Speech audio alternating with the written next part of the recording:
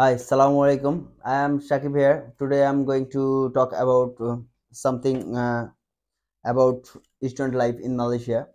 আপনারা জানেন এশিয়ার মোস্ট অফ কান্ট্রি থেকে মানুষ আসে মালয়েশিয়াতে জব করে। সো আজকে আমি যে বিষয়ে কথা বলতে যাচ্ছি সেটা হলো স্টুডেন্টের জন্য কেমন জব অপরচুনিটিস আছে মালয়েশিয়াতে। সো মালয়েশিয়াতে স্টুডেন্টের জন্য অনেক জব অপরচুনিটিস আছে। অনেকে বলে যে মালয়েশিয়াতে আসলে এখন আসা ঠিক না, স্টুডেন্টের জন্য কাজ নেই। ভাই, বিষয়টা হলো এখানে কেউই বসে থেকে খায় না। সবাই কাজ করেই খায় এবং সবাই কাজ পায়। দ্যাটস ওয়াই মালয়েশিয়া আপনার এশিয়ার আরো অন্যান্য দেশ থেকে লোক নিয়ে আসে কাজ করে নেয়। কারণ এখানে কাজের অভাব। হুম, আর যেহেতু আমাদের পৃথিবীটা দিন বাই দিন গ্রো করতেছে, সো দ্যাটস ওয়াই কাজের অপরচুনিটিসটাও দিন বাই দিন বাড়তেছে। সো আপনি চাইলে মালয়েশিয়াতে আসতে পারেন অ্যাজ এ স্টুডেন্ট হিসাবে এবং এখানে পার্ট টাইম জব করে আপনি আপনার পড়াশোনা খরচ চালাতে পারবেন।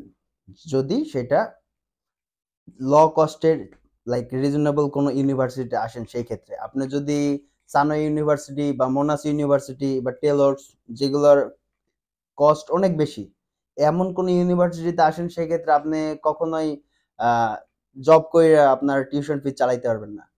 সো আপনাকে অবশ্যই ভার্সিটি চুজ করার আগে ভেবে চিন্তে দেখে শুনে ভার্সিটি চুজ করতে হবে যে কোন ইউনিভার্সিটি গুলোতে আপনি পড়লে আপনার টিউশন ফিসটা আপনি কভার করতে পারবেন আপনি আর্ন করে।